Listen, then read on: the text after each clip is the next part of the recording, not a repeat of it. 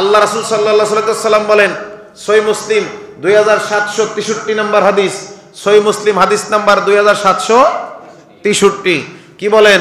আন আবি হুরায়রা রাদিয়াল্লাহু আনহু قال قال রাসূলুল্লাহ সাল্লাল্লাহু আলাইহি ওয়াসাল্লাম, হযরত আবু হুরায়রা বলেন, আল্লাহ রাসূল ইরশাদ করেন, কুল্লু আমালি ইবনে আদামা ইউদাইফু, আল্লাহ রাসূল বলেন, কুল্লু আমালি ইবনে আদামা ইউদাইফুল হাসানা আশারু আমসালিহা, বনি আদমের প্রত্যেকটি আমল আল্লাহ রাব্বুল আলামিন 10 থেকে সওয়াব দেওয়া শুরু করেন। কত?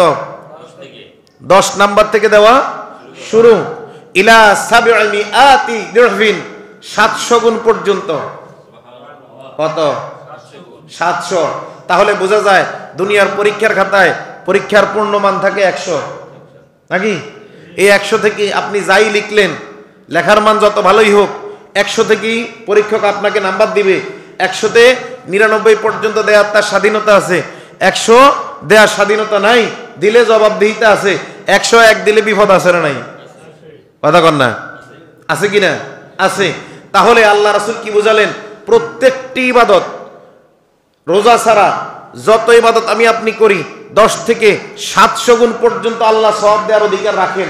এই ইবাদতের মধ্যে আমার তাকওয়া ঠিক থাকলে, আমার ইবাদত ঠিক থাকলে, মনোযোগ ঠিক থাকলে, আল্লাহ রাজি খুশি থাকলে, আমি 700তে আমি 500 পাইতে পারি, 700তে 300 পাইতে পারি, 700তে 600 পাইতে পারি, 700তে 700 পাইতে পারি, 700তে মাত্র 10ও একই ইবাদত।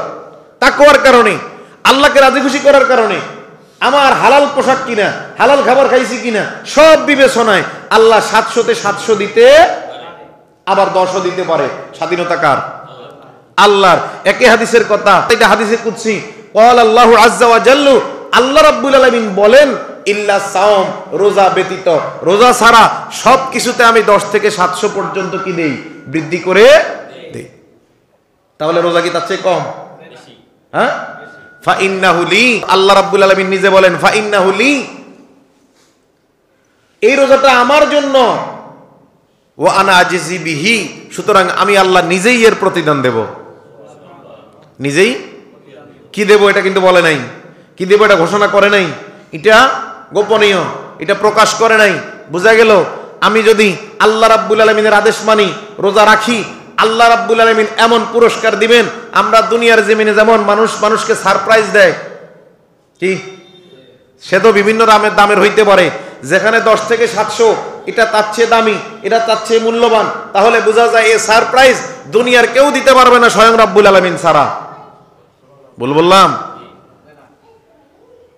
ফা ইন্নাহু লি ওয়া আনা আজিজি বিহি, একই হাদিসের কথা। কি বললেন? কারণ কি?